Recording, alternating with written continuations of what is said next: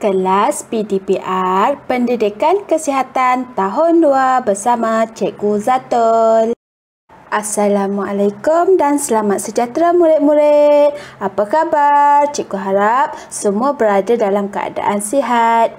Baiklah, hari ini kita akan belajar unit 9 Hari yang Ceria bertajuk Sihat Selalu. Terdapat dua objektif pembelajaran kita pada hari ini, iaitu yang pertama, menyatakan maksud postur badan, rehat dan tidur. Objektif yang kedua pula adalah menyatakan kepentingan menjaga postur badan, rehat dan tidur.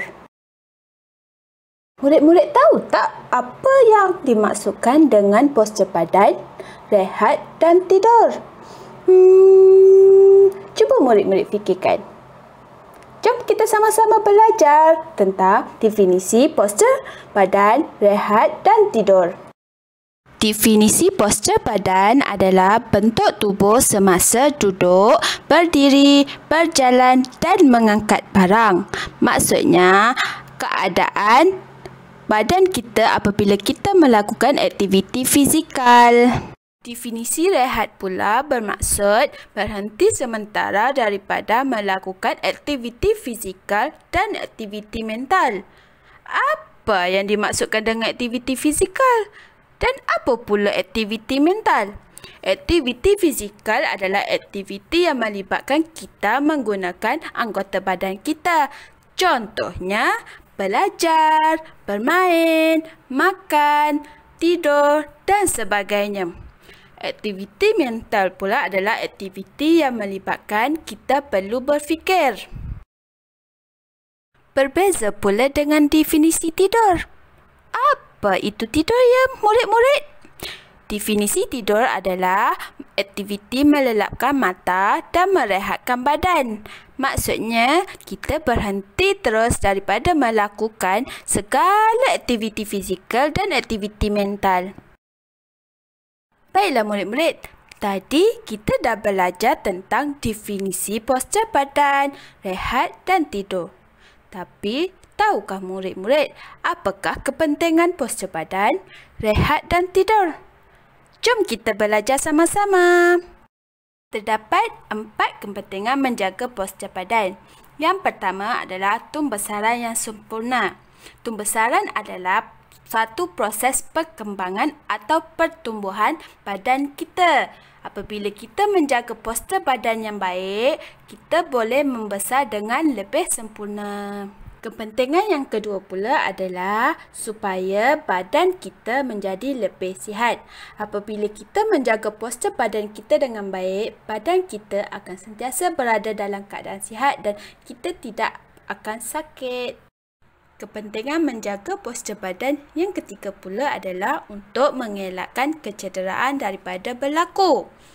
Apabila kita membuat aktiviti fizikal seperti bermain atau mengangkat barang, kita lebih cenderung atau lebih mudah untuk cedera. Sebab itu kita perlu tahu bagaimana cara atau postur badan yang betul untuk melakukan aktiviti fizikal. Dan kepentingan menjaga postur badan yang terakhir adalah supaya hidup kita lebih cergas. Apabila kita menjaga postur badan kita dengan betul, badan kita akan menjadi lebih sihat dan kita tidak mengalami sebarang kecederaan apabila melakukan aktiviti fizikal. Jadi, kita boleh bermain dengan lebih ceria dan lebih cergas. Seterusnya, kita akan belajar tentang kepentingan rehat dan tidur. Mengapa rehat dan tidur ini penting? Yang pertama adalah untuk melancarkan proses penghadaman. Murid-murid tahu tak apa itu proses penghadaman? Proses penghadaman berlaku apabila kita makan dan makanan tersebut masuk ke dalam perut dan di situlah proses penghadaman berlaku. Jadi, apabila kita cukup rehat, kita cukup tidur, proses penghadaman kita akan menjadi lebih baik dan kita lebih senang untuk membuang air besar dan membuang air kecil. Kepentingan rehat dan tidur yang kedua pula adalah untuk membina dan membaiki sel-sel yang rosak. Murid-murid tahu tak, badan manusia terdiri daripada berjuta-juta sel yang berlainan jenis dan mempunyai fungsi yang berbeza. Sebab itu, badan kita perlukan rehat dan tidur yang cukup untuk memastikan sel-sel badan ini dapat dibina dan dipulihkan pada waktu kita rehat dan tidur. Rehat dan tidur juga penting untuk meningkatkan keupayaan untuk belajar dan menyegarkan tubuh. Cuba murid bayangkan, apa yang berlaku pada badan kita apabila kita selalu tidur lambat dan tidak mempunyai rehat yang cukup? Tentulah badan kita berasa letih dan lemah, betul tak? Sebab itu, kita perlu pastikan untuk mendapat rehat dan tidur yang cukup. Kepentingan rehat dan tidur yang terakhir adalah dapat merehatkan fizikal dan mental. Maksudnya, badan kita dan otak kita juga mempunyai masa untuk rehat. Nampaknya sampai di sini saja sesi pembelajaran kita pada hari ini. Cikgu harap kamu faham apa itu definisi postur badan, rehat dan tidur, dan kamu juga dapat mengetahui tentang kepentingan menjaga postur badan, rehat dan tidur.